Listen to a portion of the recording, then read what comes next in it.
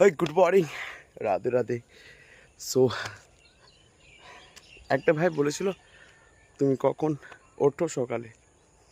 আমি অনেক সকালে উঠি অ্যান্ড সূর্য মামাকে ওঠাই। যারাই সূর্য সূর্য ওঠার আগে ওঠে তারা অলওয়েজ ফিট থাকে, আর যারা 7টা 8টা 9টার সকালে ওঠে তারা অতটা ফিট থাকে না। কারণ ফিটনেস লাভার যারা হয়, যারা শরীরের ওপর নজর রাখে, শরীরকে ভীষণভাবে কেয়ার করে, তারা ভোরেই উঠে পড়ে।